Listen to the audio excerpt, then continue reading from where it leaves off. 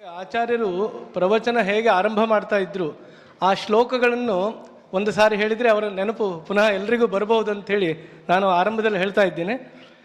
ಜಯತಿ ಪರಾಶರ ಸೂನು ಸತ್ಯವತಿ ಹೃದಯ ನಂದನೋ ವ್ಯಾಸ ಯಸ್ಯ ಹಾಸ್ಯಕಮಲ ಗಲಿತಂ ವಾಂಗ್ಮಯಮೃತಂ ಜಗತ್ಪಿಬತಿ ಭುಜಗ ಭೋಗಾಪಮುದ್ಯಮ್ಯ ಹೃದಯಂ ನಿಜಭುಜಂ ದಕ್ಷಿಣಂ ಲಕ್ಷಣಾಢ್ಯಂ ಲಲಿತ ಮುದ್ರಿಕ್ತ ವಿಜ್ಞಾನ ಮುದ್ರಂ ಭಜ ಭಜ ಅನಂತಮಿತ್ಯಾಲಪಂತಂ ಪ್ರಣತವಾನ್ ಪ್ರಾಣಿನಾಂ ಪ್ರಾಣಭೂತಂ ಪ್ರಣತಿಭಿ ಪ್ರಣಯೇ ಪೂರ್ಣಬೋಧಂ ಭವದವೋಷ್ಣೇನ ತಾತಪ್ಯಮಾನಾನ್ ಭುವಿ ಪರಂನಾಥಮಪ್ರೇಕ್ಷಮಾಣಾನ್ ಭುವನ ಮಾನ್ಯೇನ ಚ ಅನ್ಯೇನ ದೋಷ್ಣ ಭವತು ಭೀರ್ಮಾ ಇತಿ ನ ಸಾಂತ್ವಯಂತಂ ಪ್ರಣತವಾನ್ ಪ್ರಾಣಿನಾಂ ಪ್ರಾಣಭೂತಂ ಪ್ರಣತಿಭಿ ಪ್ರಣಯೇ ಪೂರ್ಣಬೋಧಂ. ಕಲಬುರಗಿಯ ನನ್ನ ಅಧ್ಯಾತ್ಮ ಬಂಧುಗಳೇ, ಈ ಪ್ರಕಾರವಾಗಿ ಅವರ ಉಪನ್ಯಾಸ ಆರಂಭ ಆಗ್ತಾ ಇತ್ತು. ನಾವೆಲ್ಲ ತುಂಬ ಅದೃಷ್ಟಶಾಲಿಗಳು. ನಾನು ಅವಾಗಿನ್ನೂ ವಿದ್ಯಾರ್ಥಿ ದಶೆಯಲ್ಲಿದ್ದೆ. ವಿದ್ಯಾರ್ಥಿ ದಶೆಯಲ್ಲಿರುವಾಗ ಸುಮಾರು ಜನರು ನನ್ನ ನೋಡಿದ್ದಾರೆ, ಬಾಲ್ಯಕಾಲದಿಂದ ನನ್ನ ನೋಡಿದ್ದಾರೆ. ಹೇಗೆ ಕುರುಕ್ಷೇತ್ರದಲ್ಲಿ ಅರ್ಜುನನ ಸ್ಥಿತಿ ಆಗಿತ್ತು, ನನ್ನ ಸ್ಥಿತಿಯೂ ಹಾಗೆ ಆಗಿದೆ. ಅಲ್ಲಿ ಅವನ್ನೆಲ್ಲ ಬಂಧು ಬಾಂಧವರನ್ನೆಲ್ಲ ನೋಡಿ ಗಾಂಡೀವಂ ಸ್ರಂಸತೆ ಹಸ್ತಾತ್ ಅಂತ ಹೇಳ್ದ. ಈಗ ನನ್ನ ಮುಂದೆ ಕುಳಿತಿರೋರೆಲ್ಲ ನನ್ನ ಬಂಧುಗಳು, ನನ್ನ ಗುರುಗಳು ಕೂಡ ಆಗಿದ್ದಾರೆ. ಇಲ್ಲಿ ಸುಮಾರು ಜನರು ನನ್ನ ಪಾಠ ಮಾಡಿದ್ರು. ಅವರ ಎದುರುಗಡೆ ಏನು ಮಾತಾಡೋದು ಅರ್ಥ ಆಗ್ತಾ ಇಲ್ಲ.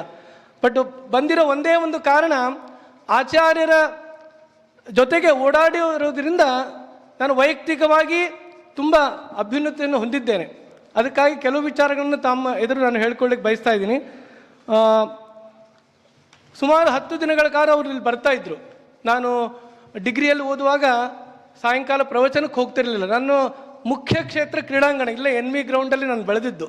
ಬೆಳಗ್ಗೆಯಿಂದ ಸಾಯಂಕಾಲ ಮನೆಗೆ ಕೇವಲ ಬ್ರೇಕ್ಫಾಸ್ಟ್ ಲಂಚ್ ಡಿನ್ನರ್ಗೆ ಮಾತ್ರ ಹೋಗ್ತಾ ಇದ್ದೆ. ನಾನು ಸಾಕಷ್ಟು ದಿನ ಅಲ್ಲೇ ಇರ್ತಾ ಇದ್ದೆ ನಾನು. ಸೊ ಒಂದು ದಿನ ನಮ್ಮ ತಂದೆ ತಾಯಿಯವರು ಪ್ರತಿದಿನ ಪ್ರವಚನಕ್ಕೆ ಹೋಗೋರು. ಬೆಳಗಿನ ಬೆಳಗಿನ ಉಪನಿಷತ್ ಪಾಠ, ಸಾಯಂಕಾಲದಲ್ಲಿ ರಾಮಾಯಣ ಮಹಾಭಾರತ ಭಗವದ್ಗೀತೆ ಇತ್ಯಾದಿ ಎಲ್ಲ. ನಮ್ಮ ತಂದೆ ತಾಯಿಯವರು ಹೇಳೋರು, ನೀನು ಸಂಸ್ಕೃತ ಓದ್ತಾ ಇದೆಯಾ, ಒಂದು ಸಾರಿ ಆಚಾರ್ಯ ಉಪನ್ಯಾಸಕ್ಕೆ ಬರಬೇಕು ಅಂತ ಹೇಳಿದರು. ಸರಿ ಇರಲಿ. ನಾನು ಅಲ್ಲಿಯವರೆಗೆ ಈ ಭಾಗವತ ರಾಮಾಯಣ ಎಲ್ಲ ಕೇವಲ ನಿವೃತ್ತರಾದವರಿಗೆ ಮಾತ್ರ, ನಮಗೆಲ್ಲ ಯಾಕೆ ಬೇಕು ಅಂತ ನನ್ನ ವಿಚಾರ ಇತ್ತು ಅವಾಗ. ನಿವೃತ್ತರಾದವರು ಮಾತ್ರ ಇನ್ನು ಸಾಧನೆ ಮಾರ್ಗದಲ್ಲಿ ಮುಂದೆ ಹೋಗಬೇಕಾದವರು ಇಲ್ಲಿವರೆಗೆ ಏನು ಮಾಡಲಿಕ್ಕೆ ಆಗಲಿಲ್ಲ, ಇನ್ನು ನಿವೃತ್ತಿಯ ಜೀವನದಲ್ಲಿ ಈ ಪ್ರವೃತ್ತಿ ಇರಬಹುದು ಅಂತ ನಾನು ಸುಮ್ಮನೆ ಬಿಟ್ಟಿದ್ದೆ. ಆದರೆ ಒಂದು ದಿನ ನಾನು ಅಲ್ಲಿ ಅವರ ಪ್ರವಚನಕ್ಕೆ ಹೋದಾಗ ಕೆಲವು ವಿಚಾರಗಳಿಂದ ತುಂಬ ಪ್ರಭಾವ ಆಯಿತು. ಅವ್ರು ಯಾವಾಗಲೂ ಹೇಳೋರು ಒಂದು ಮಾತು, ನಾನು ಅದನ್ನು ಹೇಳಿ ನಿಮಗೆ ಇದು ಮಾಡ್ತೀನಿ. ಕೆಲವು ವಿಷಯ ಹೇಳೋರು, ಹಿ knows not and knows not that he knows not. ಅಂದರೆ ಅಜ್ಞಾನಿಗಳು ಹೇಗಿರ್ತಾರೆ ಅಂದರೆ, ಅವರು ತಮ್ಮ ಅಜ್ಞಾನದವೇ ಪರಿಚಯ ಇರ್ತಿರಲಿಲ್ಲ ಅವರಿಗೆ.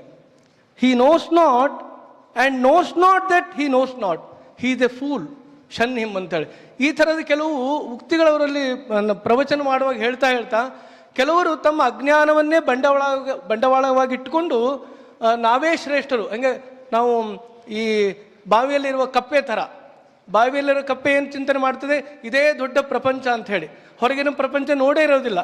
ಹಾಗೆ ನಾವು ಕೆಲವರು ಇರ್ತೀವಿ, ನಮ್ಮ ಏನು ಒಂದು ಪ್ರಪಂಚ ಇದೆ, ನಾವೇ ಶ್ರೇಷ್ಠರು, ಆ ಥರ ಎಲ್ಲ ನಾವು ವಿಚಾರ ಮಾಡಬಾರ್ದು ಅಂಥೇಳಿ ಸುಮಾರು ವಿಚಾರಗಳನ್ನು ಅವರು ಹೇಳ್ತಾ ಇದ್ರು. ನಾನು ಕೆಲವೊಂದು ಮಾತ್ರ ತಮ್ಮ ಮುಂದೆ ಹಂಚ್ಕೊಳ್ತಾ ಇದ್ದೀನಿ. ನಾವು MA ಓದುವಾಗ ಆಗಿನ ಕಾಲದಲ್ಲಿ 1995 ಮಲ್ಲೇಪುರಂ ವೆಂಕಟೇಶ್ ಅವರಿಗೂ ಗೊತ್ತು, ಸ್ಲೆಟ್ ಪರೀಕ್ಷೆ ಅನ್ನೋದು ಬಹಳ ಮುಖ್ಯವಾದ ಪರೀಕ್ಷೆ ಇತ್ತು. ಅಸಿಸ್ಟೆಂಟ್ ಪ್ರೊಫೆಸರ್ ಅಥವಾ ಲೆಕ್ಚರರ್ ಆಗಬೇಕಾದ್ರೆ ಸ್ಟೇಟ್ ಲೆವೆಲ್ ಎಲಿಜಿಬಿಲಿಟಿ ಟೆಸ್ಟ್ ಭಾಳ ಮುಖ್ಯವಾದ ಪರೀಕ್ಷೆ.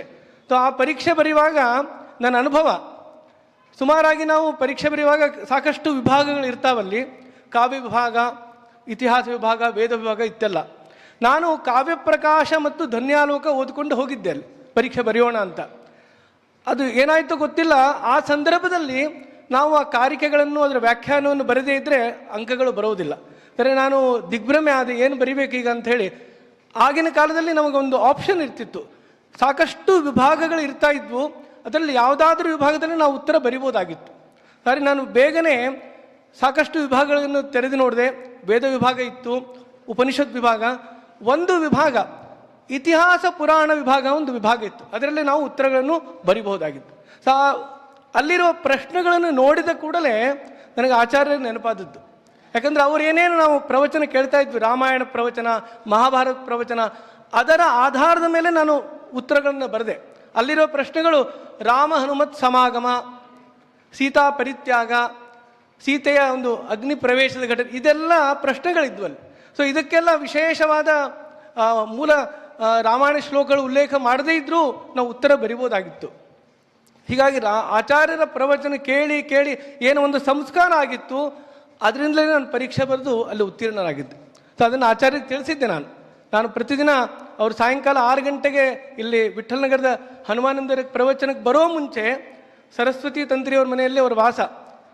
ಸೊ ಇಲ್ಲಿ ಬಂದಾಗ ವೈಯಕ್ತಿಕವಾಗಿ ಮೇಲ್ನ ಅಥವಾ ಮಾತಾಡಲಿಕ್ಕೆ ಅವಕಾಶ ಸಿಗದೇ ಇರೋದ್ರಿಂದ ನಾನು ಒಂದು 2 ಗಂಟೆ ಮುಂಚೆನೇ ಅವ್ರ ಹತ್ರ ಹೋಗ್ತಾ ಇದ್ದೆ.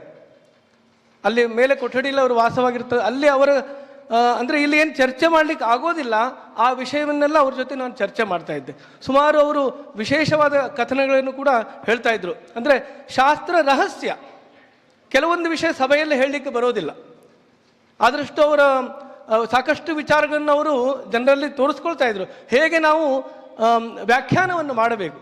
ಒಂದು ಉದಾಹರಣೆ ಏನಂದರೆ, ಗೀತೆಯಲ್ಲಿ ನಾವು ಅರ್ಜುನ ವಿಷಾದ ಯೋಗ ಅಂತ ಹೇಳ್ತೀವಿ. ಮೊದಲನೇ ಅಧ್ಯಾಯಕ್ಕೆ ಅರ್ಜುನ ವಿಷಾದ ಯೋಗೋ ನಾಮ ಪ್ರಥಮೋಧ್ಯಾಯ. ಆಚಾರ್ಯರು ಒಂದು ಹೇಳಿದ್ರಲ್ಲಿ, ಅರ್ಜುನನ ವಿಷಾದಕ್ಕಿಂತ ಮುಂಚೆ ಆರಂಭದಲ್ಲಿ ದುರ್ಯೋಧನನ ದುಃಖ ಆರಂಭವಾಗಿತ್ತಲ್ಲಿ. ದುರ್ಯೋಧನನ ವಿಷಾದ ಮೊದಲೇ ಆರಂಭ ಆಗಿತ್ತು. ಆ ಸೈನ್ಯವನ್ನು ನೋಡಿ ಅವನು ಹೆದರಿಬಿಟ್ಟಿದ್ದ. ಅತಏವ ಆಚಾರ್ಯ ಉಪಸಂಗಮ್ಯ, ಆಚಾರ್ಯ ದ್ರೋಣಾಚಾರ್ಯ ಹತ್ರ ಹೋಗಿ ಎಲ್ಲರ ಪರಿಚಯ ಮಾಡಿಸ್ತಾನವನು. ಕೊನೆಗೆ ಒಂದು ಮಾತಿನ ವ್ಯಾಖ್ಯಾನ, ಬಹಳ ವ್ಯಾಖ್ಯಾನಗಳಲ್ಲಿ ಅಪವ್ಯಾಖ್ಯಾನ ಮಾಡಲಾಗಿದೆ. ಒಂದು ಶ್ಲೋಕ, ಅಪರ್ಯಾಪ್ತಂ ತದಸ್ಮಾಕಂ ಬಲಂ ಭೀಷ್ಮಾಭಿರಕ್ಷಿತಂ, ಪರ್ಯಾಪ್ತಂ ತು ಇದಮೇತ್ಯಾಶಾಂ ಬಲಂ ಭೀಮಾಭಿರಕ್ಷಿತಂ. ಈ ಶ್ಲೋಕದಲ್ಲಿ 2 ಶಬ್ದಗಳಿವೆ, ಅಪರ್ಯಾಪ್ತ ಮತ್ತು ಪರ್ಯಾಪ್ತ. ಸಾಮಾನ್ಯವಾಗಿ ಎಲ್ಲ ಕಡೆ ಅರ್ಥ ಸಿಗೋದು ದುರ್ಯೋಧನ ಹೇಳ್ತಾ ಇದ್ದಾನೆ ದ್ರೋಣಾಚಾರ್ಯಗೆ, ಅಪರ್ಯಾಪ್ತಂ ತದಸ್ಮಾಕಂ ಬಲಂ ಭೀಷ್ಮಾಭಿರಕ್ಷಿತಂ. ಯಾಕೆ ಭೀಷ್ಮ ಅಂದರೆ ಕಮಾಂಡರ್ ಇನ್ ಚೀಫ್ ಭೀಷ್ಮ ಇದ್ರು ಅವಾಗ, ಭೀಷ್ಮಾಚಾರ್ಯರು. ಅವರಿಂದ ರಕ್ಷಿತವಾದ ನಮ್ಮ ಸೇನೆ ಅಪರ್ಯಾಪ್ತವಾಗಿದೆ, ಅಂದರೆ ಸಾಕಾಗಿದೆ, it is enough to win the war ಅನ್ನೋ ಅರ್ಥದಲ್ಲಿ ವ್ಯಾಖ್ಯಾನ ಮಾಡಿದರು. ಆದರೆ ವಸ್ತುತಃ ಅರ್ಥ ಅಲ್ಲಿ ಅವನು ದುಃಖದಿಂದ ಮಾತನಾಡುವಾಗ ಅಪರ್ಯಾಪ್ತಂ, ಸಂಸ್ಕೃತಕ್ಕೆ ಅದರಲ್ಲಿ ಅರ್ಥ ನ ಪರ್ಯಾಪ್ತಂ ಅಪರ್ಯಾಪ್ತಂ, ಇದು ಸಾಕಾಗೋದಿಲ್ಲ ಅಂತ ಅರ್ಥ ಅಲ್ಲಿ. ಆ ಅರ್ಥ ಬರಿಬೇಕು. ಆದರೆ ನೀವು ಇಸ್ಕಾನ್ ಅವರು ಒಂದು ಪುಸ್ತಕ ಪಬ್ಲಿಷ್ ಮಾಡಿದ್ದಾರೆ, ಭಗವದ್ಗೀತಾ ಆ್ಯಸ್ ಇಟ್ ಈಸ್. ಅದರಲ್ಲಿ ಅರ್ಥ ತದ್ ವಿರುದ್ಧವಾಗಿ ಬರೀತಾರೆ. ಅಂದರೆ ದುರ್ಯೋಧನ ಪಕ್ಷದಲ್ಲಿ ನಮ್ಮ ಸೇನೆ ಸಾಕಾಗಿದೆ, ಈ ಯುದ್ಧವನ್ನು ಗೆಲ್ಲಲಿಕ್ಕೆ ನಮ್ಮ ಸೇನೆ ಸಾಕಾಗಿದೆ ಅನ್ನೋ ಅರ್ಥದಲ್ಲಿ ಬರೀತಾರೆ. ಪರ್ಯಾಪ್ತಂ ಅಂದರೆ ಇನಫ್ ಅಂತ ಹೇಳಿ. ನಮ್ಮ ಪರ್ಯಾಪ್ತ ಕೇವಲ ನಮ್ಮ ಸೇನೆ ಅವರ ಸೇನೆಗಿಂತ ದೊಡ್ಡದಾಗಿದ್ದರೂ ಕೂಡ ಈ ಯುದ್ಧವನ್ನು ಗೆಲ್ಲಲಿಕ್ಕೆ ಸಾಧ್ಯ ಇಲ್ಲ ಅಂತ ದುರ್ಯೋಧನ ಹೇಳ್ತಾನೆ ದ್ರೋಣಾಚಾರ್ಯ ಹತ್ರ. ಅದನ್ನು ತಿಳಿದುಕೊಂಡು ಭೀಷ್ಮಾಚಾರ್ಯರು ತಸ್ಯ ಸಂಜನೆಯನ್ ಹರ್ಷಂ, ದುರ್ಯೋಧನಿಗೆ ದುಃಖವಾಗಿದೆ, ವಿಷಯದಲ್ಲಿದ್ದ ಅಂತ ಗೊತ್ತಾಗಿ ಕೂಡಲೇ ಅವ್ರು ಏನು ಮಾಡ್ತಾರೆ, ತಸ್ಯ ಸಂಜನೆಯನ್ ಹರ್ಷಂ ಶಂಖನಾದಂ ಆರಂಭ ಮಾಡ್ತಾರೆ. ಅವರು ಅವನಿಗೆ ಖುಷಿ ಮಾಡಲಿಕ್ಕಾಗಿ ಇನ್ನು ಯುದ್ಧ ಆರಂಭ ಮಾಡಬೇಕು ಅಂತ ಹೇಳಿ. ಸೊ ಈ ಎಲ್ಲ ವಿಚಾರಗಳು ಈ ಕೇವಲ ಅರ್ಜುನ ವಿಷಾದ ಮಾತ್ರ ನಮಗೆ ತಿಳಿದು ಬರ್ತದೆ. ಆದರೆ ದುರ್ಯೋಧನನ ಸೈಕಾಲಜಿ ಅಲ್ಲಿ ನಾವು ಸ್ಟಡಿ ಮಾಡಿ ಅದಕ್ಕೆ ಅರ್ಥ ಕೊಡಬೇಕಾಗುತ್ತೆ. ಇನ್ನೊಂದು ವಿಷಯಲ್ಲಿ ಬಲಂ ಭೀಷ್ಮಾಭಿರಕ್ಷಿತಂ ಅಂತ ಹೇಳ್ತಾನೆ. ಅಲ್ಲಿ ದೃಷ್ಟದ್ಯುಮ್ನ ಸೇನಾಧಿಪತಿ, ಬಲಂ ದೃಷ್ಟದ್ಯುಮ್ನಾಭಿರಕ್ಷಿತಂ ಅಂತ ಹೇಳಬೇಕು. ದುರ್ಯೋಧನ ಹೇಳೋದಿಲ್ಲ. ದೃಷ್ಟದ್ಯುಮ್ನ ಕಮಾಂಡರ್ ಇನ್ ಚೀಫ್ ಆಗಿದ್ದರೂ ಕೂಡ ನಾಮಕ ವಾಸ್ತೆ, ಕೇವಲ ಹೆಸರು ಮಾತ್ರ. ಮುಖ್ಯ ಬಲ ಎಲ್ಲಿದೆ, ಪಾಂಡವರ ಬಲ ಎಲ್ಲಿದೆ, ಭೀಮಸೇನರಲ್ಲಿ. ಅದು ಭೀಮಾಭಿರಕ್ಷಿತಂ ಅಂತ ಹೇಳ್ತಾನೆ. ಭೀಮನಿಂದ ರಕ್ಷಿತವಾದ ಈ ಸೇನೆ, ಪಾಂಡವರ ಸೇನೆ, ಈ ಯುದ್ಧವನ್ನು ಗೆಲ್ಲಲು ಪರ್ಯಾಪ್ತವಾಗಿದೆ, ಸಾಕಾಗಿದೆ ಅಂತ ಹೇಳ್ತಾನೆ. ಯಾಕಂದರೆ ತಮಗೆಲ್ಲ ಗೊತ್ತು, ದುರ್ಯೋಧನ ಮತ್ತು ಈ ಕೌರವಾದಿಗಳು ಅಥವಾ ನಮ್ಮ ಪಾಂಡವರ ಬಾಲ್ಯ ಜೀವನ ನೋಡಿದರೆ ದುರ್ಯೋಧನ ಭೀಮನ ಹೆಸರು ಕೇಳಿದರೆ ಮಾತ್ರ ನಡುಗ್ತಾ ಇದ್ದ, ಆ ಥರ ವ್ಯಕ್ತಿತ್ವ ಅವನು. ಸೊ ಇಲ್ಲಿ ಆರಂಭವಾಗಿ ದುಃಖವಾಗಿದ್ದು ದುರ್ಯೋಧನನಿಗೆ, ಅನಂತರ ಕಾಲದಲ್ಲಿ ಅರ್ಜುನನ ವಿಷಾದ ಯೋಗವನ್ನು ನಾವು ನೋಡ್ತಾ ಇದ್ದೀವಿ. ಸೊ ಹೀಗೆ ಆಚಾರ್ಯರು ಮೊದಲನೇ ಅಧ್ಯಾಯಕ್ಕೆ ವಿಶೇಷವಾಗಿ ಸೈಕಲಾಜಿಕಲ್ ಸ್ಟಡಿಯನ್ನು ಅವರು ಮಾಡಿ ಪ್ರತಿಯೊಂದು ಅಲ್ಲಿ ಇನ್ನೊಂದು ಹೇಳ್ತಾರೆ, ಪಶ್ಯೇತಾಂ ಪಾಂಡುಪುತ್ರಾಣಾಂ ಆಚಾರ್ಯ ಮಹತೀಂ ಚಮೂಂ. ಅಲ್ಲಿ ಆಚಾರ್ಯ ಸ್ವಾರಸ್ಯ ಹೇಳಿದರು. ಅಲ್ಲಿ ಪಾಂಡುಪುತ್ರಾಣಾಂ ಆಚಾರ್ಯ ಅಂತ ಒಂದೇ ಲೈನಲ್ಲೇ ಬರ್ತದಲ್ಲಿ. ಯದ್ಯಪಿ ಪದಚ್ಛೇದ ಮಾಡಬಹುದು ನಾವು. ಪಾಂಡುಪುತ್ರಾಣಾಂ ಆಚಾರ್ಯ, ಪಾಂಡುಪುತ್ರಾಣಾಂ ಆಚಾರ್ಯ. ದ್ರೋಣಾಚಾರ್ಯ ಹೇಳ್ತಾರೆ, ನೀವು ಯದ್ಯಪಿ ನಮ್ಮ ಗುರುಗಳು, ಆದರೂ ತಾವು ಯಾರು? ಪಾಂಡುಪುತ್ರಾಣಾಂ ಆಚಾರ್ಯ ಅಂತ ವಿಶೇಷಣವನ್ನು ಕೊಟ್ಟು ಹೇಳ್ತಾರೆ, ಒತ್ತಿ ಹೇಳ್ತಾರೆ. ಅಂದರೆ ನೀವು ಯದ್ಯಪಿ ನಮ್ಮ ಒಂದು ನಮಗಾಗಿ ನೀವು ಇಲ್ಲಿದ್ದೀರ ಹೊರತು ನೀವು ಮಾನಸಿಕವಾಗಿ ಆ ಕಡೆನೇ ಇದ್ದೀರ. ಅದಕ್ಕಾಗಿ ಪಶ್ಯೇತಾಂ ಪಾಂಡುಪುತ್ರಾಣಾಂ ಆಚಾರ್ಯ ಮಹತೀಂ ಚಮು. ಈ ಥರ ಒಂದೊಂದಾಗಿ ಈ ಥರ ವ್ಯಾಖ್ಯಾನ ನಿಮಗೆ ಮೊದಲನೇ ಅಧ್ಯಾಯದ ಬಗ್ಗೆ, ಭಗವದ್ಗೀತೆಯ ಮೊದಲನೇ ಅಧ್ಯಾಯದ ಸಾಮಾನ್ಯವಾಗಿ ಎಲ್ಲ ಆಚಾರ್ಯರು ಆರಂಭ ಮಾಡಿದ್ದು ದ್ವಿತೀಯೋಧ್ಯಾಯದ 11ನೇ ಶ್ಲೋಕದಿಂದ ವ್ಯಾಖ್ಯಾನ ಆರಂಭ ಆಗುತ್ತೆ. ವ್ಯಾಖ್ಯಾನ ಆರಂಭ ಅಲ್ಲಿಂದ ಆಗುತ್ತೆ. ಬಟ್ ಮೊದಲನೇ ಅಧ್ಯಾಯದ ಬಗ್ಗೆ ಸಾಕಷ್ಟು ಜನ ವಿಶೇಷ ಈ ಥರ ಅರ್ಥಗಳಲ್ಲಿ ಹುದುಗಿದೆ ಅಂತ ತೋರಿಸ್ಕೊಟ್ಟವರು ನಮ್ಮ ಆಚಾರ್ಯರು. ಹೀಗೆ ಸಾಕಷ್ಟು ವಿಚಾರಗಳನ್ನು ಅವರು ಹೇಳಿದರು. ಆಮೇಲೆ ಯಾವುದೇ ಮಾತನಾಡುವಾಗ ಅವರ ತಲಸ್ಪರ್ಶಿ ಅಧ್ಯಯನ, ವಿಥೌಟ್ ರಿಸರ್ಚ್ ಅವರೇನು ಮಾತಾಡಿರಲಿಲ್ಲ. ನೀವು ಯಾವುದನ್ನು ನೋಡ್ಬೋದು, ಅವರ ತಲಸ್ಪರ್ಶಿ ಅಧ್ಯಯನ ಆದಮೇಲೆ ಹೇಳೋರು. ಒಂದು ಉದಾಹರಣೆ ಹೇಳ್ತೀನಿ. ಈಗ ಸಹಗಮನ ಶಬ್ದ ನಾವು ಸತಿ ಸಹಗಮನ ಅಂತ ಕೇಳ್ತೀವಿ.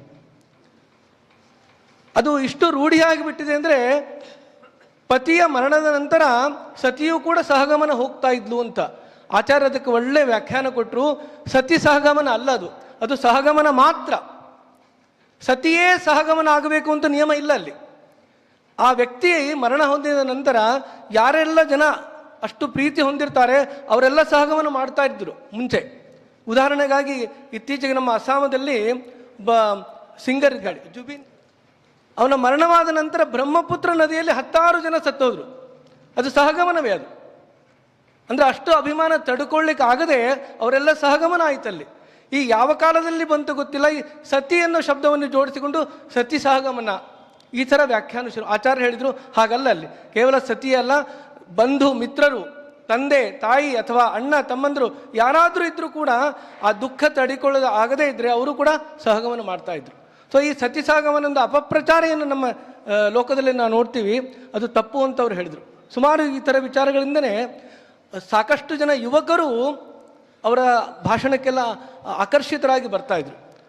ಅಂದರೆ ಯಾರಾದರೂ ವಿಶೇಷವಾಗಿ ಅವರು ಈ ರೂಢಿವಾದ ಏನಿದೆ ಅಂದರೆ ಅವರದನ್ನು ಈ ನಾವು ಮಡಿವಂತಿಕೆಯನ್ನು ಹೇಳೋದು, ಮಡಿಯ ಬಗ್ಗೆ ಅವರಿಗೆ ಒಳ್ಳೆಯ ಉದ್ದೇಶ, ಮಡಿಯ ಮುಖ್ಯ ಉದ್ದೇಶ ಸ್ವಚ್ಛತೆ, ಹೈಜಿನ್ ಅಂತ ನಾವು ಹೇಳೋದು. ಬಟ್ ಅದರ ಬಗ್ಗೆ ನಾವು ಅತಿಯಾಗಿ ಮಾಡಿ ಅದನ್ನೇ ಮುಖ್ಯವಾಗಿ ಮಾಡಿ ಮನಸ್ಸಿನ ಮಡಿಯನ್ನು ಮಾಡದೇ ಇದ್ದರೆ ಉಪಯೋಗ ಇಲ್ಲ. ಕೇವಲ ಬಾಹ್ಯ ಮಡಿಯ ಬಗ್ಗೆ ಅವರು ಒತ್ತು ಕೊಡಲಿಲ್ಲ ಜಾಸ್ತಿಯಾಗಿ. ಬಾಹ್ಯ ಮಡಿಯ ಮುಖ್ಯ ಅಲ್ಲ, ನಮ್ಮ ಆಂತರಿಕವಾಗಿ ನಮ್ಮ ಮನಸ್ಸು ಹೃದಯ ಇದು ಸ್ವಚ್ಛವಾಗಿರಬೇಕು. ಅದು ಸ್ವಚ್ಛವಾಗಿದ್ದರೆ ಬಾಹ್ಯಾಭ್ಯಂತರ ಶುಚಿ, ಯಸ್ಮರೇತ್ ಪುಂಡರೀಕಾಕ್ಷಂ ಬಾಹ್ಯಾಭ್ಯಂತರ ಶುಚಿ. ಈ ಥರ ಕೆಲವು ವಿಚಾರಗಳನ್ನೆಲ್ಲ ತುಂಬ ವಿಷಯವಾಗಿ ಹೇಳಿದರು. ಇನ್ನೊಂದು ವಿಷಯ, ನಾವು ಗೀತೆಯ ಬಗ್ಗೆ ಕೇಳ್ತೀವಿ. ಗೀತೆಯ 700 ಶ್ಲೋಕ ಹೇಳುವಷ್ಟು ಸಮಯ ಕುರುಕ್ಷೇತ್ರದಲ್ಲಿ ಯುದ್ಧದಲ್ಲಿ ಇತ್ತ ಅಂತ ಒಂದು ಪ್ರಶ್ನೆ ಬರ್ತದೆ. 700 ಶ್ಲೋಕ ನಾವು ಓದಬೇಕಾದ್ರೆ ಒಂದು 4 ಗಂಟೆ 5 ಗಂಟೆ ಸಮಯ ಬೇಕು. ಧರ್ಮಕ್ಷೇತ್ರೆ ಕುರುಕ್ಷೇತ್ರೆ ಸಮವೇತ ಯುತ್ಸವ ಅಂತ ಆರಂಭ ಮಾಡಿಕೊಂಡು ನಾವು ಇದು ಪಾರಾಯಣ ಮಾಡಿದರೆ 700 ಶ್ಲೋಕಗಳು ಮುಗಿಲಿಕ್ಕೆ ಒಂದು 4-5 ಗಂಟೆ ಬೇಕು. ಸಾಮಾನ್ಯವಾಗಿ ನಮ್ಮಲ್ಲಿ ಪ್ರಶ್ನೆ ಬರ್ತದೆ, ಅಷ್ಟು ಸಮಯ ಕುರುಕ್ಷೇತ್ರ ಯುದ್ಧದಲ್ಲಿತ್ತ, ಸೈನ್ಯ ಸಿದ್ಧವಾಗಿತ್ತು, ಅರ್ಜುನನಿಗೆ ಉಪದೇಶ ಮಾಡಲಿಕ್ಕೆ ಕೃಷ್ಣನ ಹತ್ರ ಅಷ್ಟು ಸಮಯ ಇತ್ತ, ಅಷ್ಟು ಸಮಯ ಬೇಕಾಗಿತ್ತ ಅಂತ ಆಚಾರ್ಯ ಅದಕ್ಕೆ ಉತ್ತರ ಹೇಳ್ತಾರೆ. ಆಚಾರ್ಯ ಹತ್ರ ನಾವು ಈ ಪ್ರಶ್ನೆಗಳೆಲ್ಲ ಮಾಡ್ತಿದ್ವಿ.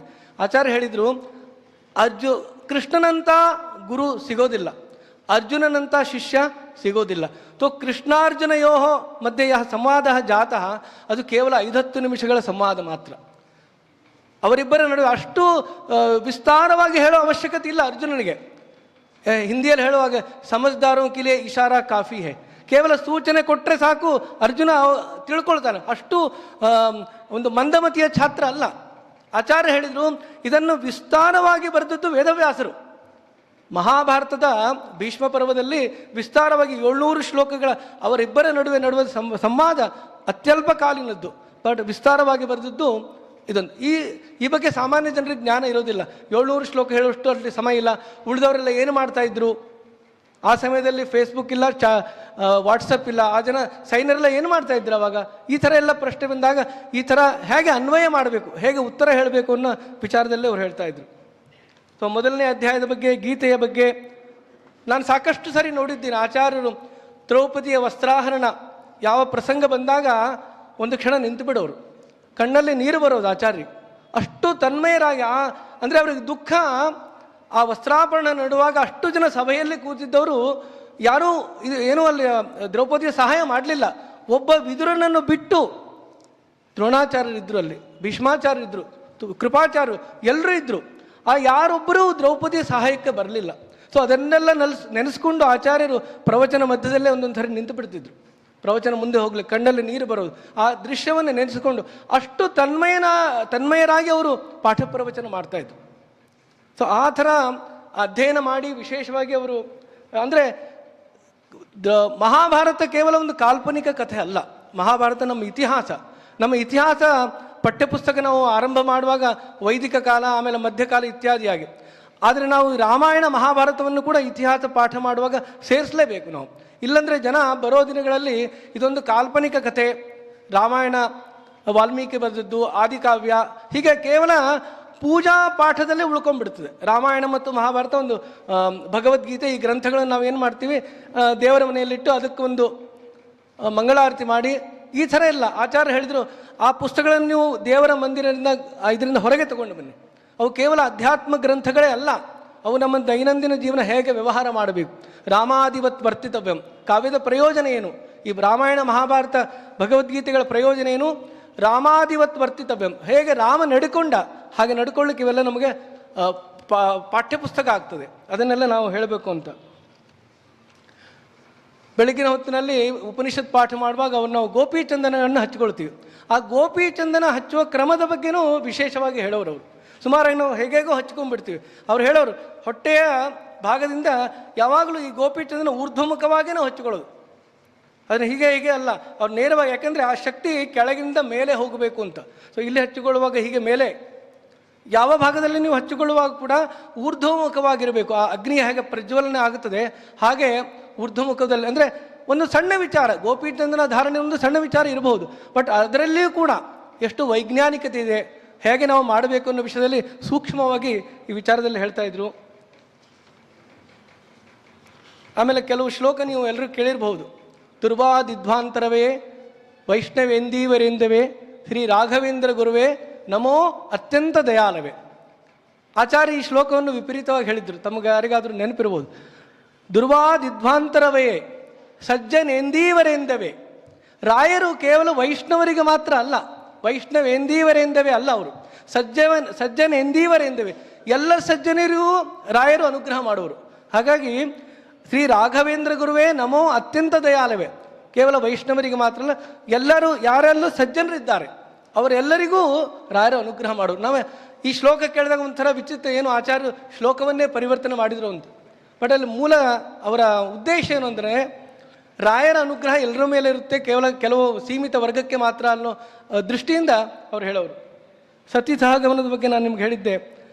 ವಿಶೇಷವಾಗಿ ಈ ನಮ್ಮ ಧಾರ್ಮಿಕ ಕ್ಷೇತ್ರದಲ್ಲಿ ನೀವು ನೋಡಿದ್ದೀರ, ಅಂಧಾನುಕರಣೆ ಜಾಸ್ತಿ ಇರ್ತದೆ. ಆಚಾರ ಅದನ್ನು ವಿರೋಧ ಮಾಡೋರು. ಅಂಧಾನುಕರಣೆ, ನಾವು ಗತಾನುಗತಿಕೋ ಲೋಕ, ಈ ಮುಂಚೆ ಮಾಡಿದವರು ನಾವು ಅದನ್ನು ಕೂಡ ಅದಕ್ಕೊಂದು ಉದಾಹರಣೆ ಎಲ್ಲರೂ ಯಾವಾಗಲೂ ಹೇಳೋರು. ಮನೆಯಲ್ಲಿ ಶ್ರಾದ್ದ ನಡೆಯುವಾಗ ತಂದೆ ಏನು ಮಾಡ್ತಾರೆ, ಮನೆಯಲ್ಲಿ ಬೆಕ್ಕುಗಳೆಲ್ಲ ಓಡಾಡ್ತಾ ಇರ್ತದೆ, ಶ್ರಾದ್ದ ನಡೀತಾ ಇತ್ತು. ಸೊ ಬೆಕ್ಕು ಅಡ್ಡ ಬಂದು ಶ್ರಾದ್ದ ಮೈಲಿಗೆಲ್ಲ ಆಗುತ್ತೆ ಅಂತ ಹೇಳಿ ಅಪ್ಪ ಏನು ಮಾಡ್ತಾ ಇದ್ದ, ಆ ಬೆಕ್ಕನ್ನು ಒಂದು ಕಡೆ ಕಟ್ಟಾಕ್ತಾ ಇದ್ದ. ಚಿಕ್ಕ ಮಗು, ಆ ಶ್ರಾದ್ದ ಮಾಡುವ ಮಗ, ಚಿಕ್ಕ ಮಗುನು ಇದೆಲ್ಲ ನೋಡ್ತಾ ಇತ್ತು. ಶ್ರಾದ್ದ ನಡೀತಾ ಇದೆ, ಅಲ್ಲಿ ಆಚಾರ ಬಂದಿದ್ರು, ಏನಾದರೂ ಮೈಲಿಗೆ ಇದಾಗುತ್ತೆ ಅಂತ ಆ ಬೆಕ್ಕನ್ನು ಅಪ್ಪ ಏನು ಮಾಡ್ತಿದ್ದ, ಒಂದು ಕೋಣೆಯಲ್ಲಿ ಕೂಡ ಹಾಕ್ತಾ ಇದ್ದ. ಸೊ ಅಪ್ಪ ತೀರಿ ಹೋದ, ಇನ್ನು ಮಗನಿಗೆ ಕೆಲಸ ಏನು, ಅವನ ಅಪ್ಪನ ಶ್ರಾದ್ದ ಮಾಡಬೇಕು. ಸೊ ಶ್ರಾದ್ದ ಮಾಡುವಾಗ ಮನೆಯಲ್ಲಿ ಬೆಕ್ಕಿರಲಿಲ್ಲ. ಇವನೇನು ಅಂದ್ಕೊಂಡಿದ್ದ, ಶ್ರಾದ್ದ ಮಾಡುವ ದಿನದಲ್ಲಿ ಬೆಕ್ಕನ್ನು ತಂದು ಕಟ್ಟಿ ಹಾಕಬೇಕು, ಆ ಥರ ಅರ್ಥ ಮಾಡಿಕೊಂಡವನು. ಅದರಲ್ಲಿ ತಂದೆ ಮಾಡಿದ ಉದ್ದೇಶ ಬೇರೆ, ಅವನು ನೋಡದೆ ಅದನ್ನು ಅರ್ಥ ಮಾಡಿಕೊಳ್ಳದೆ ಅಂಧಾನುಕರಣೆ ಮಾಡ್ತಾ ಇದ್ದ. ಸೊ ಹೀಗೆ ಸಾಕಷ್ಟು ನಮ್ಮ ಜೀವನದಲ್ಲಿ ಸಾಕಷ್ಟು ಅಂಧಾನುಕರಣ. ಅವರು ಯಾವುದೇ ನೇರವಾಗಿ ಅವರು ಯಾರು ಏನು ಅಂದುಕೊಳ್ತಾರೆ ಬಗ್ಗೆ ಪ್ರಶ್ನೆ ಇಲ್ಲ, ಅವ್ರು ಹೇಳೋ ವಿಷಯದಲ್ಲಿ ಲಾಜಿಕಲ್ ಇರ್ತಿತ್ತು. ಹೀಗಾಗಿ ಅವರು ಭಯಪಡ್ತಿರಲಿಲ್ಲ. ತಿರುಪತಿ ರಾಷ್ಟ್ರೀಯ ಸಂಸ್ಕೃತ ವಿಶ್ವವಿದ್ಯಾಲಯದಲ್ಲಿ ರಿಫ್ರೆಷರ್ ಕೋರ್ಸ್ ಅಂತ ನಡೀತದೆ. ಈ ಡಿಗ್ರಿ ಕಾಲೇಜಸ್ಸು ಯೂನಿವರ್ಸಿಟಿ ಲೆಕ್ಚರ್ಸ್ಗೆಲ್ಲ ರಿಫ್ರೆಷರ್ ಕೋರ್ಸ್. ಅವಾಗ ಆಚಾರ್ಯರು ತಿರುಪತಿಗೆ ಬಂದಿದ್ದರು. ಲಕ್ಷ್ಮೀ ನರಸಿಂಹ ಭಟ್ರು ಅಂತ ನಮ್ಮ ಗುರುಗಳವರಲ್ಲಿ ತಿರುಪತಿ ವಿದ್ಯಾಪೀಠದಲ್ಲಿ ಅವ್ರಿಗೆ ಹೇಳಿದೆ, ಹಿಂಗೆ ಆಚಾರ್ಯ ಬಂದಿದ್ದಾರೆ, ಅವರು ನೀವೊಂದು ಉಪನ್ಯಾಸಕ್ಕೆ ಕರಿಬೇಕು ಅಂತ ನಾನು ಹೇಳಿದೆ. ರಿಫ್ರೆಶರ್ ಕೋರ್ಸು ಎಲ್ಲ ಸಂಸ್ಕೃತ ಅಧ್ಯಾಪಕರು. ಅವಾಗ ಆಚಾರ್ಯರು ಕೇಳಿದರು, ನಮ್ಮ ಲಕ್ಷ್ಮೀ ನರಸಿಂಹ ಭಟ್ರು, ಅವರು ಯಾವ ಯೂನಿವರ್ಸಿಟಿಯಲ್ಲಿ ಪ್ರೊಫೆಸರು, PhD ಆಗಿದೆಯಾ, ಅವರಿಗೆ ಡಿಲಿಟ್ ಆಗಿದೆಯಾ? ನಾನಂದೆ, ನೀವು ವಿದ್ಯಾ ವಾಚಸ್ಪತಿಗಳಿಗೆ ಇವೆಲ್ಲ ಕೇಳೋದಾ ಅಂತ ಕೇಳಿದ್ದೆ ನಾನು. ಅವರು ವಿದ್ಯಾ ವಾಚಸ್ಪತಿಗಳು, ಅವರಿಗೆ ಈ ಡಿಗ್ರಿಗಳೆಲ್ಲ ಅವಶ್ಯಕತೆ ಇಲ್ಲವೇ ಅಲ್ಲ. ನೀವು ಒಂದು ಸರಿ ಕರೆದು ನೋಡಿ ಅವ್ರನ್ನ, ನೀವು ಮತ್ತೆ ಮತ್ತೆ ಕರಿತೀರಾ ಅಂತ ನಾನು ಭರವಸೆ ಕೊಡ್ತೀನಿ. ಆಯಿತು ಅಂತ ಅವರ ಆಚಾರ್ಯನ ಕರೆದ್ರು. ಅವರು ದ್ವೈತ ಶಬ್ದದ ಪ್ರಯೋಗ ಅಧಿಕ ಮಾಡದೆ ತತ್ವವಾದ ಅಂತ ಹೇಳೋರು ಆಚಾರ್ಯ ಯಾವಾಗಲೂ. ಸೊ ತತ್ವವಾದ ಪರಿಚಯ ಬಗ್ಗೆ ಅವರು ಮಾತಾಡಿದರು. 1 ಗಂಟೆ ಪ್ರವಚನ ಆದ ನಂತರ ಅವರು ಸಭಿಕರಿಗೆಲ್ಲ ಕೇಳಿದರು, ನೀವು ನಿಸ್ಸಂಕೋಚವಾಗಿ ಪ್ರಶ್ನೆ ಮಾಡಿರಿ ಅಂತ ಕೇಳಿದರು ಅವರು. ಈ ಹೇಳುವ ಧೈರ್ಯ ಎಲ್ರಿಗೂ ಇರೋದಿಲ್ಲ. ನಿಸ್ಸಂಕೋಚವಾಗಿ ಅಂದರೆ ನೀವು ಇವರು ಪ್ರಶ್ನೆ ಕೇಳಿದ್ರೆ ಏನು ಅಂದ್ಕೋತಾರೆ ಏನೋ, ಈ ಪ್ರಶ್ನೆ ಉತ್ತರ ಇವ್ರಿಗೆ ಬರಲಿಕ್ಕಿಲ್ಲ ಏನೋ, ಈ ಥರ ಎಲ್ಲ ವಿಚಾರ ಮಾಡಿದೆ ನಿಸ್ಸಂಕೋಚವಾಗಿ ನೀವು ಪ್ರಶ್ನೆ ಕೇಳ್ಬೋದು ಅಂತ ಧೈರ್ಯವಾಗಿ ಹೇಳಿದರು ಅವರು. ಅಲ್ಲಿ ಸುಮಾರು ಜನ ಪಂಡಿತರು, ಮಣಿಶಾಸ್ತ್ರಿ ದ್ರಾವಿಡ್ ಅಂತ ಒಳ್ಳೆ ಮೀಮಾಂಸಾ ನ್ಯಾಯ ಅದ್ವೈತದಲ್ಲಿ ಬಹಳ ದೊಡ್ಡ ಪಂಡಿತರು, ಮದ್ರಾಸ್ನವರು. ಸೊ ಅವರ ಇಬ್ಬರಲ್ಲಿ ಕೂಡ ಚರ್ಚೆ ಆಗಿತ್ತು. ಅದರ ನಂತರ ಮತ್ತೆ 2 ದಿನ ಆಚಾರ್ಯನ ಕರಿಬೇಕಾಯಿತು ಲಕ್ಷ್ಮೀ ನರಸಿಂಹ ಭಟ್ರು. ಅವರು ಕೇವಲ ಒಂದು ಪ್ರವಚನಕ್ಕೆ ಅವರು ಹಿಂದೆ ಮುಂದೆ ನೋಡ್ತಾ ಇದ್ರು.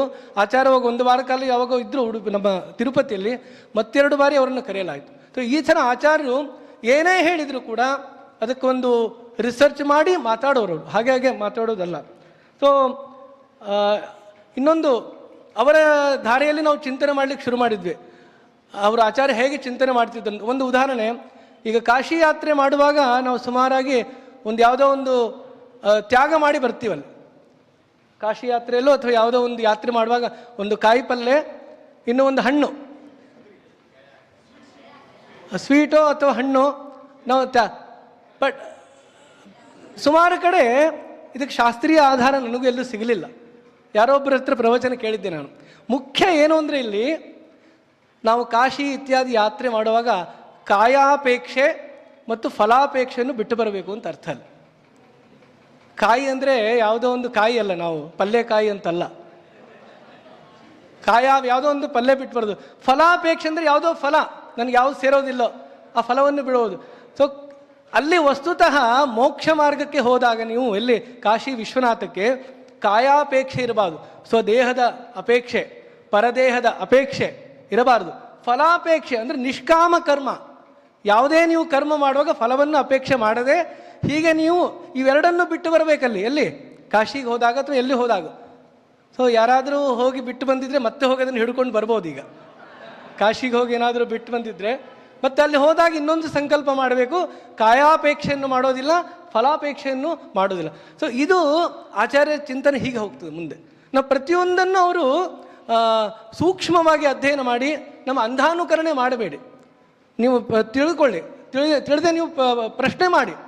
ಅಂದರೆ ಇವನನ್ನು ನಮ್ಮ ಸ್ವಾಮಿ ವಿವೇಕಾನಂದರು ಕೂಡ ರಾಮಕೃಷ್ಣ ಪರಮಹಂಸರನ್ನು ಗುರುಗಳಂತ ಒಮ್ಮೆ ಸಾರಿ ಒಪ್ಪಿಕೊಳ್ಳಿಲ್ಲ. ಅವರು ಸುಮಾರು ಬಾರಿ ಅವರ ಜೊತೆ ವಾದ ವಿವಾದ ಪ್ರಶ್ನೋತ್ತರ ಆದ ನಂತರ ಅವರು ಗುರುಗಳಂತ ಸ್ವೀಕಾರ ಮಾಡಿದರು. ಹಾಗೆ ನಾವು ಯಥಾವತ್ ಅವರು ಕೇಳೋ ಅವಶ್ಯಕತೆ ಇಲ್ಲ. ನಾವು ಪ್ರತಿಯೊಂದನ್ನು ನಮ್ಮ ಒಂದು ಸ್ತರದಲ್ಲಿ ವಿಚಾರ ಮಾಡಿ ಗುರುಗಳ ಮುಖಾಂತರ ನಾವು ಅವರ ಬಗ್ಗೆ ಜ್ಞಾನ ಪಡೆದುಕೊಂಡು ಮುಂದೆ ಹೋಗಬೇಕು. ಸೊ ಈ ಥರ ಸುಮಾರು ವಿಚಾರಗಳನ್ನು ಈ ಇಡೀ ದಿನ ನೀವು ಚರ್ಚೆ ಮಾಡ್ತಾ ಇದ್ದೀರಿ. ನಮ್ಮ ಏಕೆ ಎಂಬ ಒಂದು ಪ್ರಶ್ನೆ ಬೇಕು.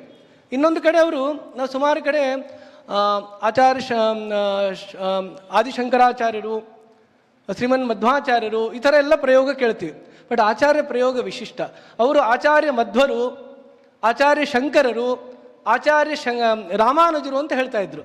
ನಾನು ಒಂದು ಸಾರಿ ಕೇಳಿದ್ದೆ, ಎಲ್ಲ ಕಡೆ ಪ್ರಯೋಗ ಶ್ರೀಮನ್ ಮಧ್ವಾಚಾರ್ಯರು, ಆದಿಶಂಕರಾಚಾರ್ಯರು, ರಾಮಾನುಜಾಚಾರ್ಯ ಅಂತಿದೆ, ನೀವು ಮಾತ್ರ ಹೀಗೆ ಯಾಕೆ ಪ್ರಯೋಗ ಅಂತ ಕೇಳಿದರು. ಅವ್ರು ಹೇಳಿದರು, ಆಚಾರ್ಯ ಶಬ್ದ ಜನ್ಮನ ಬರೋದಿಲ್ಲ. ಆಚಾರ್ಯ ಶಬ್ದಕ್ಕೆ ಅರ್ಥ ಏನು? ಪ್ರಸ್ಥಾನತ್ರಯ, ಬ್ರಹ್ಮಸೂತ್ರ, ಉಪನಿಷತ್ತು ಮತ್ತು ಭಗವದ್ಗೀತೆಗೆ ಯಾರು ಭಾಷ್ಯ ಬರೀತಾರೋ ಅವರು ಮಾತ್ರ ಆಚಾರ್ಯರು. ಎಲ್ಲರೂ ಆಚಾರ್ಯ ಆಗ್ಲಿಕ್ಕೆ ಸಾಧ್ಯ ಇಲ್ಲ. ಅದಕ್ಕೆ ಆಚಾರ್ಯ ರಾಮಾನುಜರು ಅವರು ಏನು ಬ್ರಹ್ಮಸೂತ್ರಗಳಿಗೆ ಪ್ರಸ್ಥಾನತ್ರಯ, ಅವರು ನೂತನ ಸಂಪ್ರದಾಯವನ್ನು ವಿಶಿಷ್ಟಾದ್ವೈತ ಅಂತ ಒಂದು ಸಂಪ್ರದಾಯ ಆರಂಭ ಮಾಡಿದವರು. ಆಚಾರ್ಯ ಶಂಕರರು ಅವರು ಅದ್ವೈತವನ್ನು ಪುನರುತ್ಥಾನ.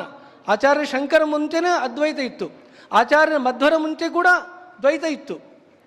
ಹೀಗೆ ಅವ್ರು ಹೇಳೋರು, ಇವರು ಪ್ರಸ್ಥಾನತ್ರಯಕ್ಕೆ ಭಾಷ್ಯ ಬರೆದು ಆಚಾರ್ಯ ಅಂತ ಹೆಸರು ಗಳಿಸ್ಕೊಂಡ್ರು. ಅದಕ್ಕೆ ಸುಮ್ಮನೆ ನಾವು ರಾಮಾಚಾರ್ಯ ಅವರ ಮಗ ಪ್ರಹ್ಲಾದ ಆಚಾರ್ಯ ಹೀಗೆಲ್ಲ ಬರೋದಿಲ್ಲ. ಅದು ಏನು ಸರ್ಟಿಫಿಕೇಟಲ್ಲಿ ನೀವು ಆನಂದಕ್ಕಾಗಿ ಇರ್ಬೋದು ಹೊರತು ಮುಖ್ಯವಾಗಿ ಆಚಾರ್ಯ ಯಾರು ಭಾಷ್ಯ ಬರೆದವರು. ಇತ್ತೀಚೆಗೆ ಅಕ್ಷರ ಪುರುಷೋತ್ತಮ ದರ್ಶನ ಅಂತ ಒಂದು ಹೊಸ ದರ್ಶನ ಸ್ವಾಮಿನಾರಾಯಣ ಸಂಪ್ರದಾಯವರು ಆರಂಭ ಮಾಡಿದ್ದಾರೆ.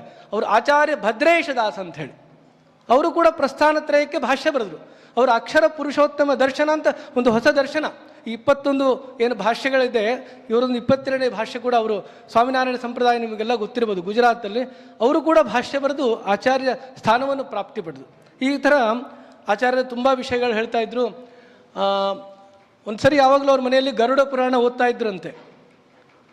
ಆಚಾರ್ಯ ಹೇಳಿದ್ದು, ಗರುಡ ಪುರಾಣ ಓದುವಾಗ ಸತ್ಯವಾದ ಘಟನೆ ಗೊತ್ತಿಲ್ಲ. ಆವಾಗ ಅವರ ತಾಯಿಯವರು ತಂದೆಯವ್ರಿಗೆ ಹೋಗಿ ಹೇಳಿದ್ರು, ನೋಡ್ರಿ ಮಗ ಗರುಡ ಪುರಾಣ ಓದ್ತಾ ಇದ್ದಾನಂತ. ನಮ್ಮಲ್ಲಿ ಏನು ಕಲ್ಪನೆ, ಗರುಡ ಪುರಾಣ ಅಂದರೆ ಯಾರಾದರೂ ದಿವಂಗತರಾದಾಗ ಆ 10 ದಿನಗಳೇನು ನಾವು ಗರುಡ ಪುರಾಣ ಕೇಳಬೇಕು. ಅದೊಂದು ಕಾಟಾಚಾರಕ್ಕೆ ಆದಾಗ, ಅದು ಗರುಡ ಪುರಾಣದಲ್ಲಿ ಏನಿದೆ ವಿಷಯ ತಿಳ್ಕೊಳ್ಳಿಕ್ಕೆ ಯಾರಾದ್ರೂ ಹೋಗಬೇಕು ಅಂತ ನಿಯಮ ಇಲ್ಲ. ಯಾರೂ ಹೋಗದೇ ಇದ್ದರೂ ಗರುಡ ಪುರಾಣ ಓದ್ಬೋದು ನಾವು. ಯಾಕಂದರೆ ಅವ್ರು ಹೋಗೋ ತನಕ ಕಾಯೋ ಮುಂಚೆ ನಾವು ಹೋಗ್ಬೋದು, ಹೇಳಿಕ್ಕೆ ಬರೋದಿಲ್ಲ. ಅದಕ್ಕಾಗಿ ಗರುಡ ಪುರಾಣದಲ್ಲಿ ಏನಿದೆ ಅಂತ ತಿಳ್ಕೊಳ್ಳಿಕ್ಕೆ, ಆ ವಿಷಯ ತಿಳ್ಕೊಳ್ಳಿಕ್ಕೆ ಯಾವಾಗ ಬೇಕಾದರೂ ಓದ್ಬೋದು. ಸೊ ಈ ಕೆಲವೇನು ಭ್ರಮೆಗಳಿವೆ ನಮ್ಮಲ್ಲಿ, ಅವನ್ನೆಲ್ಲ ಅವರು ಆಚಾರ್ಯರು ಇದು ಮಾಡೋರು. ವಿಶೇಷವಾಗಿ ನಾನು ಒಂದು ಬಾರಿ ಆವಾಗೆಲ್ಲ ಪೋಸ್ಟ್ ಕಾರ್ಡ್ 15 ಪೈಸೆ ಪೋಸ್ಟ್ ಕಾರ್ಡಲ್ಲಿ ಒಂದು ಸಂಸ್ಕೃತದಲ್ಲೇ ನಾವು ಮಾತಾಡ್ತಿದ್ವಿ ಆಚಾರ್ಯ ಜೊತೆ. ಸಂಸ್ಕೃತ ಭಾಷೆಯ ಭಾಷಣಂ ತೇಷಾಂ ಅತೀವ ರೋಚತೆ ಸ್ಮ, ಅತಃ ಸರ್ವದಾಪಿ ಯದಾ ಯದಾ ಗಚ್ಚಾಮಿ आवयोः सम्भाषणं संस्कृते एव भवतु इति ते कथयन्ति स्म. मया संस्कृतभाषया एकं लघुपत्रं लिखितं, पोस्ट कार्ड, तस्य उत्तरम् आचार्यैः स्वयमेव, न केनापि अन्येन लिखितं, स्वयं संस्कृतभाषया उत्तरं विलिख्य प्रेषितवन्तः. इदानीमपि मम सविधे तत् पत्रमस्ति. तादृशपत्रं मम भाग्यमिति अहं चिन्तयामि. यथा आचार्याणाम् अनुग्रहः नाम तेषां यः जीवनशैली अस्ति तावान् समयः न लभ्यते, तथापि समयं स्वीकृत्य, मम तथा साक्षात् सम्बन्धः नास्ति, साक्षात् शिष्योपि नास्मि अहं, तथापि तैः पत्रं विलिख्य मह्यं प्रेषितवन्तः. एवम् अनुग्रहः. संस्कृतविषये प्राणाग्निसूक्तं प्रायः आधुनिककाले न कस्यापि तावत् सामर्थ्यमस्ति तादृश प्राणाग्निसूक्तस्य भाष्यलेखनार्थम्. अस्माकं गुरवः अपि अत्र उपविष्टाः सन्ति, आचार्यः सुरेश हिरूर् महोदयः अपि, तेपि प्रवचनार्थं ते आगच्छन्ति स्म. तैः उच्यते स्म, आचार्याणां यत् विचारशैली अस्ति तद् अस्माभिः अनुसरणयोग्यं. सिद्धान्तः कोऽपि वा भवतु, नाम अद्वैतं वा भवतु किं वा भवतु, परन्तु आचार्याणां या विचारशैली अस्ति, रिसर्च एटिट्यूड् अस्ति, तद् अस्माभिः अवश्यं ज्ञातव्यं. ನಾನು ಸಂಸ್ಕೃತದಲ್ಲಿ ಮಾತಾಡೋ ಮುಖ್ಯ ಉದ್ದೇಶ ಆಚಾರ್ಯ ಪ್ರೀತಿಗೋಸ್ಕರ. ಅವರ ಜೊತೆ ಸುಮಾರು ಹೊತ್ತು ನಾವು ಅವರ ಭಾಷೆ ಪ್ರೌಢವಾದ ಭಾಷೆ, ನಾವು ಸರಳ ಸಂಸ್ಕೃತದಲ್ಲಿ ಮಾತ್ರ ಮಾತಾಡ್ತಿದ್ವಿ. ಆಚಾರ್ಯ ಭಾಷೆ ಆಗಲಿ, ಅವರ ಒಂದು ಲೇಖನದಲ್ಲಿ, ಇವನ ಕನ್ನಡದಲ್ಲಿ ಕೂಡ ನಾವು ಕನ್ನಡಕ್ಕೆ ಅವರು ಕಾದಂಬರಿಯನ್ನು ಅನುವಾದಿಸ್ತಾರೆ. ಎಲ್ಲರೂ ಓದಲೇಬೇಕಾದ ಒಂದು ಪುಸ್ತಕ ಬಾಣನ ಕಾದಂಬರಿ, ಬಾಣೋಚ್ಛಿಷ್ಟಂ ಜಗತ್ಸರ್ವಂ. ಆ ಥರ ಅತ್ಯಂತ ಪ್ರೌಢವಾದ ಸಂಸ್ಕೃತದಲ್ಲೇ ಬರೆದಂತಹ ಗ್ರಂಥ ಅದು ಸರಳ ಸಂಸ್ಕೃತ ಓದೋರಿಗೆ ಅರ್ಥ ಆಗೋದಿಲ್ಲ. ಬಟ್ ಅದನ್ನು ಕೂಡ ಕನ್ನಡಕ್ಕೆ ತಗೊಂಡು ಬಂದರು. ಸಾಕಷ್ಟು ಉದಾಹರಣೆಗಳಿವೆ. ಆ ಪುಸ್ತಕವನ್ನು ನಾವೆಲ್ಲ ಓದ್ದವರು. ಸುಮಾರು ಕಡೆ ಅದರ ಪಾಠ್ಯಪುಸ್ತಕವಾಗಿ ಕೂಡ ಪ್ರಯೋಗ ಆಗ್ತದೆ. ಅಂದರೆ ಅನುವಾದದಲ್ಲಿ ಕೂಡ ಅವರು ಅನುವಾದಕ್ಕೆ ಶಬ್ದಾನುವಾದ ಮುಖ್ಯ ಅಲ್ಲ, ಭಾವಾನುವಾದ ಮುಖ್ಯ. ಅಂದರೆ ಈಗ ನೋಡಿ, ನಾವು ಶುಕ್ಲ ಯಜುರ್ವೇದ, ಕೃಷ್ಣ ಯಜುರ್ವೇದ, ಇದು ಡಿಕ್ಷನರಿ ತೊಗೊಂಡ್ರೆ ಶುಕ್ಲ ವೇದ ಅಂದರೆ ವೈಟ್ ಯಜುರ್ವೇದ, ಕೃಷ್ಣ ಯಜುರ್ವೇದ ಅಂದರೆ ಬ್ಲ್ಯಾಕ್ ಯಜುರ್ವೇದ, ಹೀಗೆ ಅನುವಾದ ಮಾಡೋದಲ್ಲ. ಅದು ಮುಖ್ಯ ಭಾವವನ್ನು ಅರ್ಥಕೊಂಡು. ಯಾಕಂದರೆ ದೀರ್ಘ ಸಮಾಸ. ಕಾದಂಬರಿ ಆಸೀದ್ ಅಶೇಷ ನರಪತಿ ಶಿರಸ್ ಸಮಭ್ಯರ್ಚಿತ ಶಾಸನ ಅಂತ ಆರಂಭ ಆಗುತ್ತೆ. ಆಸೀತ್ ಅನ್ನೋದು ಕ್ರಿಯಾಪದ. 3ನೇ ಪುಟದಲ್ಲಿ ಶೂದ್ರಕೋ ನಾಮ ರಾಜ ಅಂತ ವಾಕ್ಯ ಸಮಾಪ್ತಿ. ಒಂದು ವಾಕ್ಯ, ಒಂದೇ ವಾಕ್ಯ, ಒಂದು ಸೆಂಟೆನ್ಸು 2-3 ಪುಟಗಳಷ್ಟು ದೀರ್ಘ ಅದು. ಸೊ ಅದನ್ನು ಕನ್ನಡಕ್ಕೆ ಅನುವಾದ ಮಾಡುವಂದರೆ ಅದು ಕಬ್ಬಿಣದ ಕಡಲೆ ಥರ. ಅದು ಆಚಾರ್ಯರಿಗೆ ಅದು ಅತ್ಯಂತ ಸುಲಭದ್ದು. ನಮ್ಮ ಕಬ್ಬಿನ ರಸ ಥರ. ಆ ಥರ ಅನುವಾದ ಮಾಡಿ ಅದು ಆನಂದ. ಆ ಅನುವಾದ ಓದೋದೇ ಅಷ್ಟು ಆನಂದ ಅಂದರೆ ನೀವು ಕದಾಚಿತ್ ಮೂಲವನ್ನು ಕೂಡ ಮರಿತೀರ. ಆ ಥರ ಅನುವಾದ ಆಚಾರ್ಯರು ಮಾಡ್ತಾಯಿದ್ರು. ಸೊ ಸಾಕಷ್ಟು ವಿಷಯಗಳು ಹೇಳಾಯಿತು. ಸಮಯ ತುಂಬ ಕಡಿಮೆ ಇದೆ. ಸೊ ಈ ಒಂದು ಅವಕಾಶ ಕೊಟ್ಟಕ್ಕಾಗಿ ವಿಶೇಷವಾಗಿ ಹನುಮಾನ್ ಸೇವಾ ಸಂಘದಲ್ಲಿ ನಾವು ಬಾಲ್ಯದಿಂದಲೂ ನಮ್ಮ ಶ್ರೀಕಾಂತರಾವ್ ಕುಲಕರ್ಣಿ ಅವರಿದ್ದಾರೆ, ನಮ್ಮ ದತ್ತಾತ್ರೇಯ, ನಮ್ಮ ವಿಠ್ಠಲರಾವ್ ಅವರ ತಂದೆಯವರು, ನಮ್ಮ ಮನೆ ಪಕ್ಕದಲ್ಲಿ ದೇಶಪಾಂಡೆ ಅವರು, ಸುಮಾರು ಜನ ನಮ್ಮನ್ನು ಪ್ರೋತ್ಸಾಹ ಮಾಡಿದರು. ಅಲ್ಲಿಗೇನು ಸಾಮಾನ್ಯವಾಗಿ ಲಘು ಸೇವೆ ಮಾಡಲಿಕ್ಕೆ ನಾನು ಹೋಗ್ತಾ ಇದ್ದೆ. ಸೊ ಇವತ್ತೊಂದು ಈ ಅವಕಾಶ ಕೊಟ್ಟಿದ್ದಕ್ಕಾಗಿ ಹನುಮಾನ್ ಸೇವಾ ಸಂಘದ ವತಿಯಿಂದ ಅವರಿಗೆಲ್ಲರಿಗೂ ಹೃತ್ಪೂರ್ವಕವಾದ ನಮಸ್ಕಾರಗಳು. ಮತ್ತು ಬನ್ನಂಜೆ 90ರ ವಿಶ್ವ ನಮನ ಈ ಕಾರ್ಯಕ್ರಮ ಇಲ್ಲಿ ಆಯೋಜನೆ ಮಾಡಿದ್ದಕ್ಕಾಗಿ ಪ್ರತಿಷ್ಠಾನಕ್ಕೆ ವಿಶೇಷವಾಗಿ ನಾನು ಅಭಿನಂದನೆಗಳನ್ನು ಸಲ್ಲಿಸ್ತಾ 2 ಮಾತುಗಳನ್ನು ಮುಗಿಸ್ತಾ ಇದ್ದೇನೆ. ಧನ್ಯವಾದಗಳು.